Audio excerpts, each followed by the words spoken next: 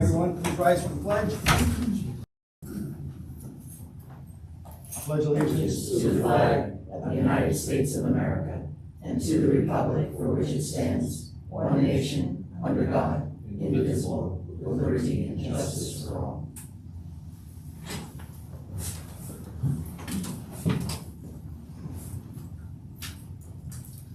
Okay, first item on the agenda is motion to recess the commissioners meeting to hold a retirement board meeting. Motion. Second. Motion is second, all in favor? Aye. Motion to call retirement board meeting to order. Motion. Second. Motion is second, all in favor? Aye.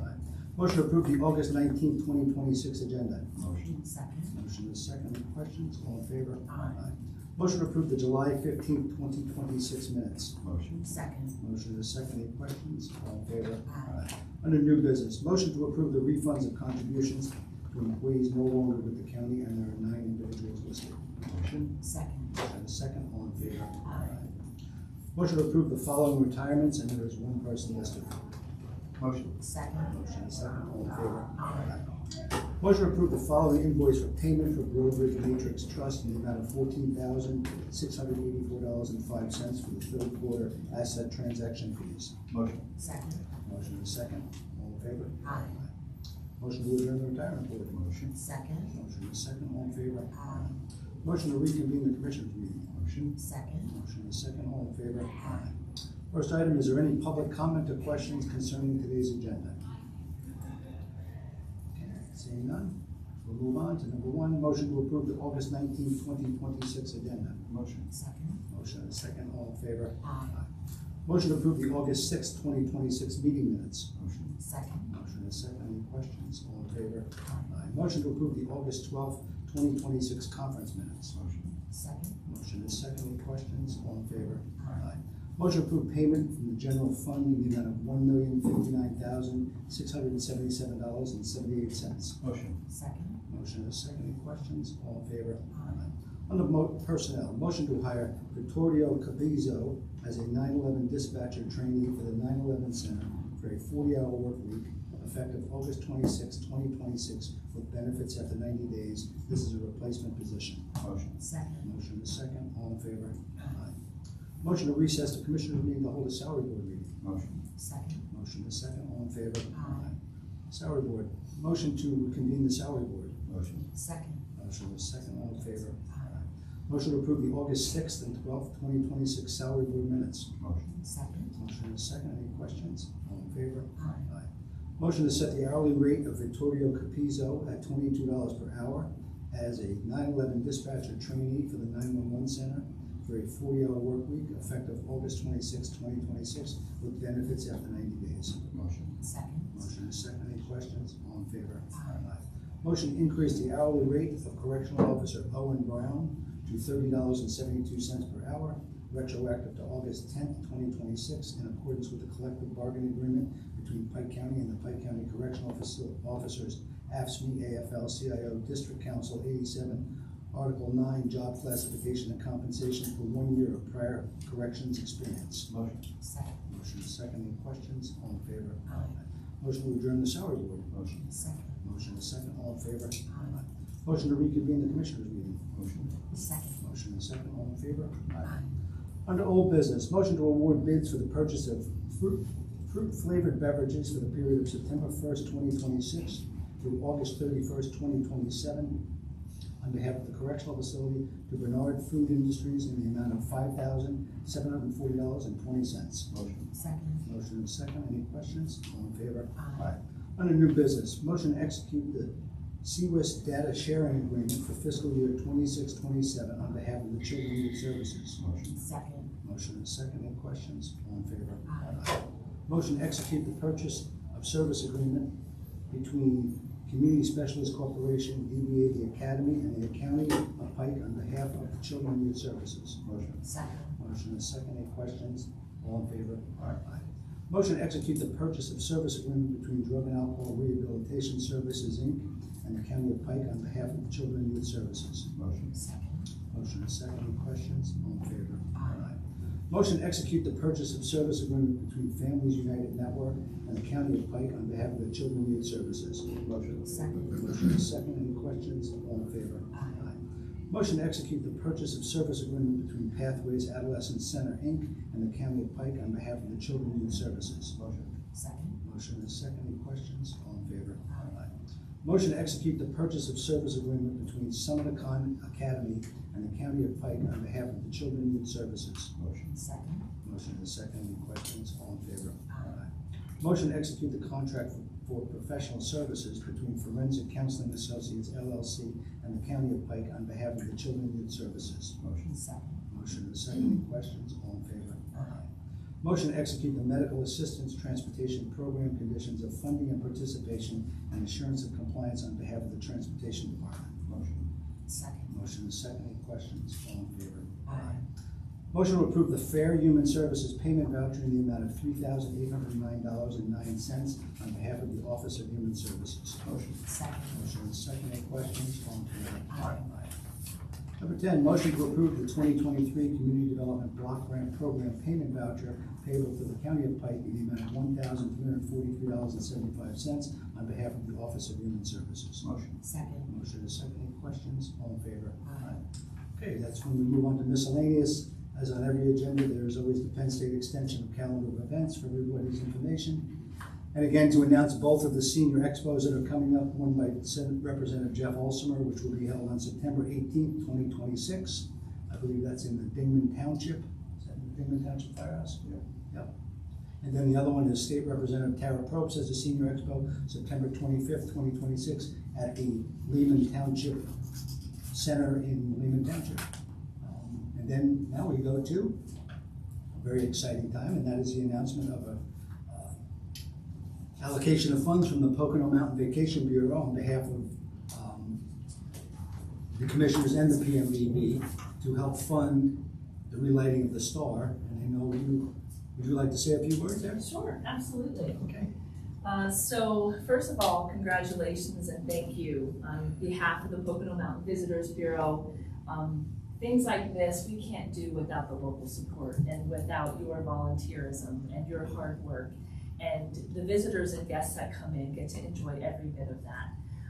We also want to say thank you to the Pike County Commissioners, because without your support and your guidance and your direction with these funds, these things couldn't happen. So thank you and congratulations. And Commissioners, thank you for always helping us and directing us and your support as well. So we have the big check, and the big check is in the amount of $15,000. I know we have members here of the Lions Club. The check was allocated towards the Milford Lions Club, who was always the ones for years, the people that maintained the star on the knob. But I know this whole effort was put on also by the Matamoras Milford Rotary Club. Sean Berger is here also. But both of those organizations working in conjunction. And we're honored that we as commissioners could support this and see that funding from the hotel tax could be directed towards this. I don't know if either one of you want to say a few words of what you're going to use this for and what we can anticipate in the future. Because I think it's important for them to know why we needed the $15,000. Everybody, I'll just speak that the star was lit, as everybody knows, on July 4th. Without a lot of effort by these two individuals, I believe, dragging a battery pack up the side of the mountain. Not once, but twice. But that is not something that can be done continually. It needs to be somehow put up there so it's permanent for a duration of time. And this is what's going to help do that, so they don't have to drag the batteries up there. So you can speak to what you're going to use that funding for. Sure. Photo ops. First of all, thank you so much to the Pocono Mountain Visitors Bureau, the commissioners, Rotary Club, Lions Club has been, as Matt said, involved in this for a very, very long period of time. We worked really hard at getting the star back up. We have a committee called the Restore the Star Committee that worked with the Park Service and with Matt and with some other politicians to get the star approved to be back up there. We were told we cannot use electric anymore. We had a power line that went from all the way down to the ice house area up to the top of the knob. We can no longer use that. So this money from the Pocono Mountain Visitors Bureau will go towards solar powering the star, including the casing that will go around, the battery itself, the panels, and a way to get it up there. As Matt said, it was pretty tricky getting it up and down several times during the July 4th celebration, and we realized that won't be able to happen for December through the end of January. Yeah, exactly. We hope to have it lit starting December 5th to coincide with the lights being lit down Broad Street and have it run through the end of January.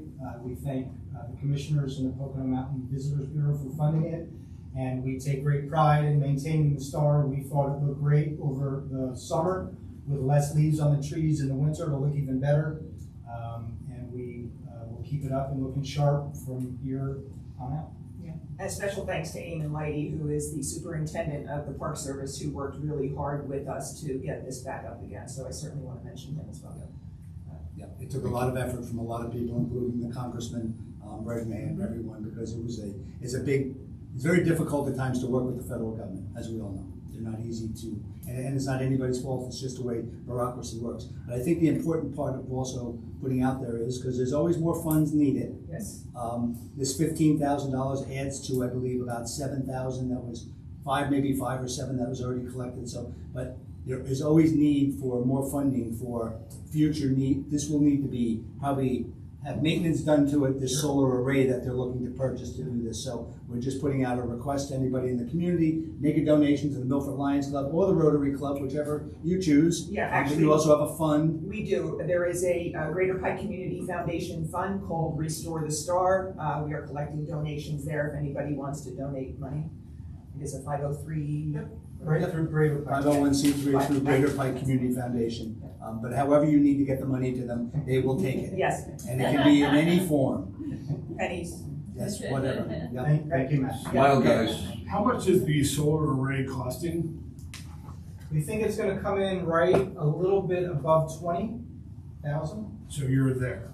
We're close. Well, we started with 7,000. We had to buy this solar pack that had to go up and down, which cost us some money, so we dipped into that. So we're close. New LED lights. So yeah, we're close. Like Matt said, every couple of years the lights might need to be refreshed. They're going to be out in the worst weather there is. So there will be ongoing funds needed. Not a great amount, and that's kind of the beauty of the star is it's sort of natural in a way. But there will be some funds needed, and thank you.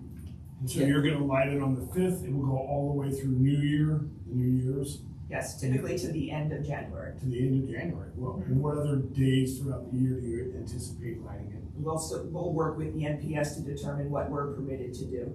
But the hope is that it will be the bigger holidays. Yeah, it's thinking that it could be done at 4th of July. Right. Maybe 9/11. These are just some thoughts that we had discussions with Eamon Lighty, but it will come at their direction because they are the ones that, in some respects, they own the star now. When I mean that, the physical structure, because it's on their property. This is why we don't need to have a lease on the property any longer. But you know, when it comes back to funding, this is the funding for lighting the star. But remember, the Lions Club are the ones responsible for lighting all these trees up and down the streets, and that takes a lot of effort and takes a lot of money. So you can make a donation there, but understand that some of that money could also be used to help light these stars, especially if you give it right to the Lions Club. Right? Because they always need money to do it. That's a big expense every year, and we all enjoy it, and we all get a little annoyed when they're not lit. And we blame other people for not lighting them, but it is the men and women who are hanging on those ladders in the middle of November as it's freezing out, putting those lights up there. So remember that and make some donations to the Lions Club. Yeah, the Rotary Club played a huge part in that this year as well, so many thanks. Okay. Lots of thanks to go around. Thank you Great so job. much. Yeah, let's do a Great picture job. with us. Thank you. Thanks for all you do. Let's do a picture with all of us, please.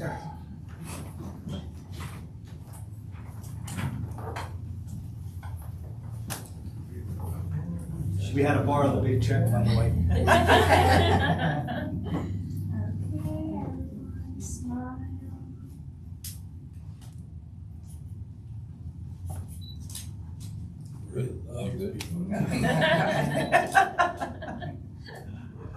Okay, thanks so much. Thank you. Thank you. You can't take the check.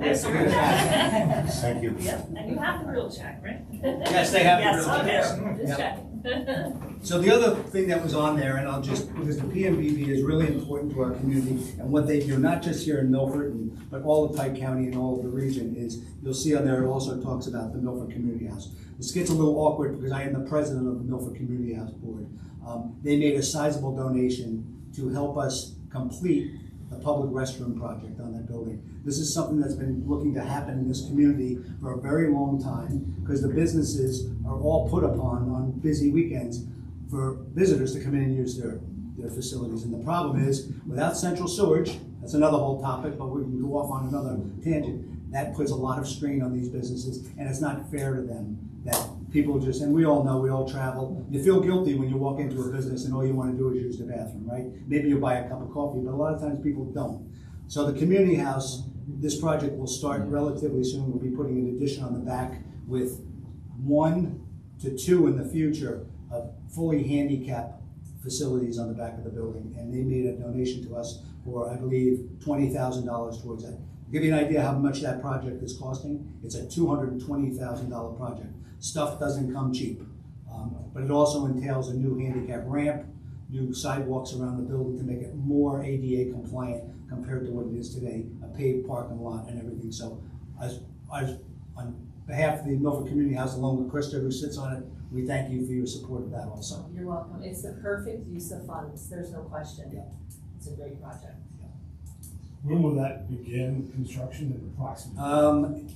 You know, I just talked to Rich Pedranti, who's the architect on it. I would think in the next couple of weeks. You know, these construction guys, everybody's busy. So it's just a matter of them getting out there. We didn't want to do it so much into the summertime because it is going to be some disruption on the property. So probably pretty soon you'll see it start to be dug. The tree, if you notice the back of the community house, the trees were taken down last year in anticipation of this. So now it's just a matter of starting the construction. And when will it be ready? Next year, it'll you know, I could say it's going to take 6 months. Ain't going to take 6 months. Nothing takes 6 months. Because the weather will get in the way of all that kind of stuff. So I would think that probably some type of dedication to it would be next spring. Okay. All righty. That moves us on to press and public comment. I just want to thank Krista and Warden Lowe at the detention center. They took a group of the community leaders out yesterday for a tour of the facility. And the facility is exceptionally well run. I have to give kudos where kudos are due, so thank you for that. My concern is that we now have the best run ICE facility in probably the United States. And so I'm asking now is, Pike County is now contractually bound to hold ICE detainees for the next 2 years. Right now there's about 300 people there. Stating that there's $16 to $18 million of Pike's revenue will come from this contract. Aside from the questionable constitutionality of some of the people that we are holding, there are more issues as well about having immigrants who may or may not be anything other than civil issues at hand. This is a public request for a total cost of ownership and risk to benefit analysis on the detention center for true impact on the county longer term. I know we've said we needed for 30 years, we've had to have the outside contract, but I now understand that that's the third largest business in Pike County. That's concerning. Is that really what we want to be? I'd like to have the public be involved and have some brainstorm alternatives of what we can truly do longer term. I know this is going to take time. We have 2 years before we have the next contract, and I'd like to see us do something because I feel like we are although we're well run, we're a pawn in a very ugly national chess game. Thank you. Okay. Thank you, Bill. I've asked several times, and I know you're aware of this over the last year, for a study, which is exactly what you're calling for. So when we have those answers, we'll be able to provide them, and then I do invite the community to have a discussion. I'd like for the community to have some dates on when we're going to do that, because otherwise it will, please. I don't have an answer. I'm very satisfied with the contract we have. I know there's people in the community that disagree with it, but that's our decision here. Our decision is that this is a well-run facility. It's a needed commodity for use of our facility by the federal government. The federal government is going to be needing some type of detention of illegal immigrants all the time. Who they are and what they are is a different story. That's more to be dealt with the federal side of this. So I have no reason to, I've already said, I'll do a study on it. I'll look at the budget and see what happens if you erase that off the budget. And you'll see a $6 million increase in taxes. I'm not going to sit here and support that. So I'm very happy with what we're doing with ICE and the federal government. That's what I like to call it, is it is a federal contract. It employs people in our community and it provides a service that the nation needs. So, and I'm glad we are the best run facility in the nation. That's good to know. And I'm glad people agree with that because I knew that all the way along. That's what they said at Dachau. That's what they said at Dachau. Yeah, that's not a really good comparison.